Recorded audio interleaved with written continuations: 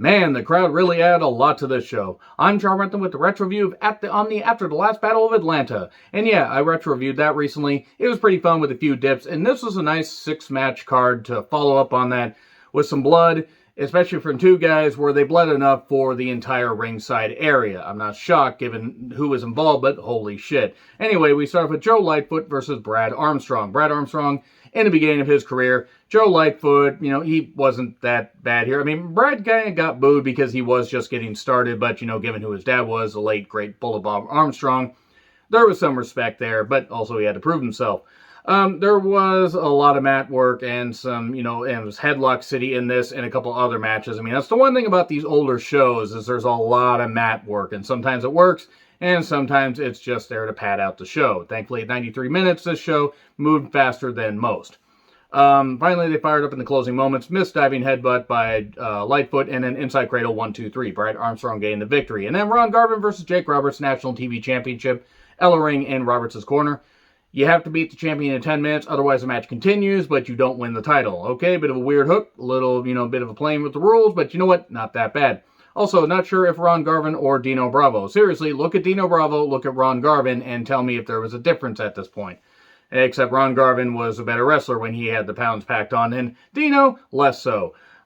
Jake was a slimy heel, Garvin, nice kick-ass babyface, and Jake did a lot of mat work, but, in the end, with, about 45 seconds ago, Jake Roberts uses a foreign object, hits Garvin, hits the DDT, and gets the 1-2-3 just before the 10-minute time limit expires. New national TV champion, the crowd boos, and we move on to the Great Kabuki with Gary Hart versus the Boogie Woogie Man, Jimmy Valiant. My God, how over was he?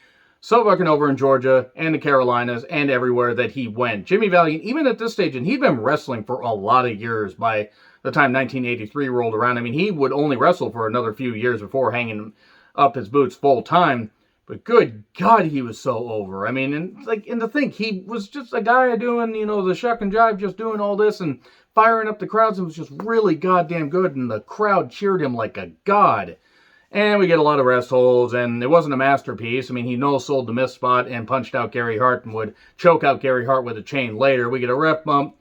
And Valiant wins, and really it wouldn't have mattered if, it was a double DQ because Valiant stood tall and the crowd was going to cheer him anyway because they cheered him like a god. And it was great. It was great to see. It was a wild match, and it was pretty damn good, and Valiant bled because of course he fucking did. And yeah, Kabuki really wasn't all that much beyond a gimmick, and he wasn't even a very good gimmick, honestly. Abdullah the Butcher with Paul Ellering took on Buzz Sawyer. Abdullah the Butcher. After seeing that Dark Side of the Ring episode, I lost all respect for him, which is funny because I didn't have any respect for the hack anyways. But moving on. Buzz attacked Ellering, and this match was over in a few minutes because they just beat the shit out of each other. There was a foreign object that Buzz used after getting busted open to bust Abdullah the Butcher open, and then they just fought and brawled for about 3 times as long as the actual match was. Seriously, it was like 15 minutes, and 10 minutes of it was a goddamn brawl.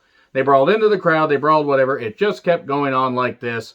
Literally everywhere. They bled so goddamn much. It was icky. I mean, I have no other way to say it. I mean, yeah, looking back on a lot of wrestlers bled and stuff like that, but yeah, Buzz was crazy, and it's pretty weird to see that Buzz was the babyface at this point, considering just 2 weeks prior he had faced off against Tommy Rich in that, last Battle of Atlanta cage match, and then Ellering was his manager, hung up in the cage, but obviously they had some kind of dispute, and Ellering was like, okay, I'm going to bring this guy in because you lost that match, and now I'm going to get at you. Buzz as a babyface was a little bit odd, even at this point. So, but yeah, I won't say it was dull, but it did drag on a little bit. They just battled a couple minutes too long, but the crowd still loved it because they were just enchanted by the fact that, oh my God, these guys, are beating the shit out of each other, and we're right here while we watch a human waterbed in the form of Abdullah the Butcher wrestle around us. So anyway, Dusty Rhodes and Brett Wayne, who took on Jake Roberts at the last Battle of Atlanta, Wayne that is, took on the Road Warriors with Ellering.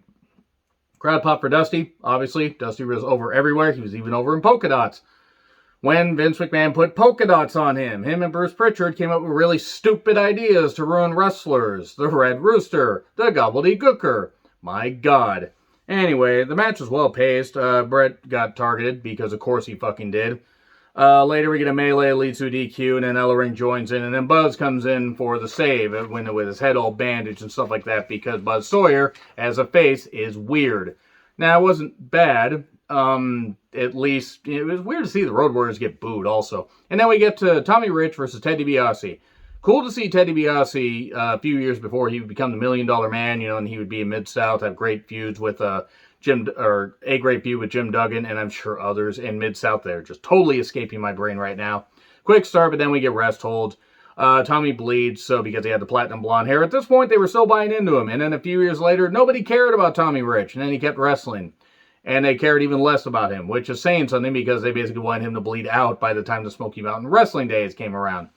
So anyway, two blonde guys. I have no idea who the blonde guys were. There was no commentary on this. I have no idea who the blonde guys were that attacked Tommy Rich. No clue. Let me know in the comments if you recognize them, because it was escaping me. And then we get a melee. Basically, that was it. That was pretty much it. There was really nothing to this show by the end, except DiBiase and Rich were going to continue their feud on the Georgia TV, I imagine.